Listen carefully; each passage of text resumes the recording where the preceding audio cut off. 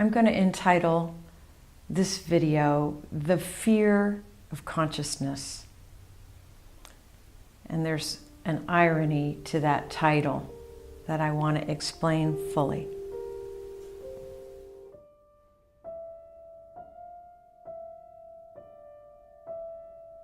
I am Molly Knight Forde, founder of the Awareness School. Today I'm talking about the fear of consciousness, and there's quite an irony around that title, because all of us have a fear of our own transformation and becoming more conscious, whether we're conscious of that or not. Something in our lives, the way we live life, the way our conditioning is, brings us to a place where we avoid feeling fear. And so somewhere within us, we may know that true transformation, when we're not messing around, when we're not trying to get clearings from the outside or expect that our life is going to be better if we can improve this or improve that. There is something in us that knows that the real transformation will take us through the fire, and like Phoenix, we rise again. And we fear going through that fire. We know it takes a kind of courage to approach more consciousness. But here's the irony about the fear of consciousness, and it is this. As we become more conscious, whatever that means to you, to me, it means becoming aware of our awareness, becoming one with a stillness that you can walk through life with. With this comes the ability to actually feel fear. Everything we do is to avoid feeling that fear. And so the work of becoming more conscious, and there are specific ways in which you really can become more conscious when that happens. The fear starts bubbling up. We begin to experience what we have pushed down into the shadows.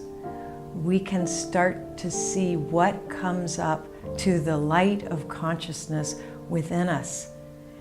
And we start being able to choose the road less traveled, so to speak.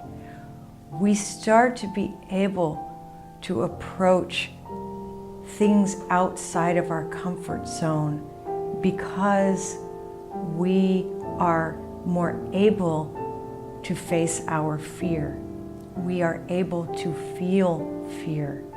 And we start to do things that feel fearful. And that brings us into a place of deeper self-understanding. As this started happening to me,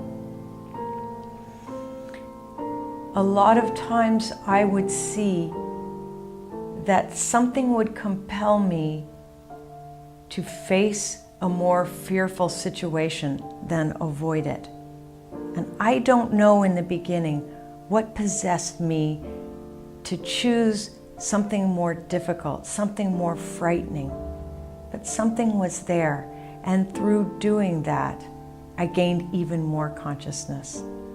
But as long as I was not working towards greater consciousness or self-transformation and self-acceptance, I would not choose the harder road. I would stay in a place that subconsciously maybe I knew I wasn't really going to get anywhere. And I think that's what we do without really knowing it. We may want to stay in things that we know aren't really working because we're afraid of what really might bring us to the brink of our own deepest fears. So, this title, The Fear of Consciousness, is that we experience one kind of fear, and it's strangely not a deep awakening fear, but it's avoidance of consciousness. And we may make excuses and justify doing all kinds of things, needing to know about this past life or needing to get this clearing before we can understand how to face our fear. But it comes to us from within, from doing a kind of work that awakens us to what's lurking deep inside. We don't have to clear anything to be better. We have to become conscious of what's there so we can truly experience it. And that really is the meaning of self-acceptance. There's no ego pushing everything out of the way to be better. It's just accepting what is, and as we become more conscious, being able to really face our fear and make difficult choices. That's it for this week. Have a good one.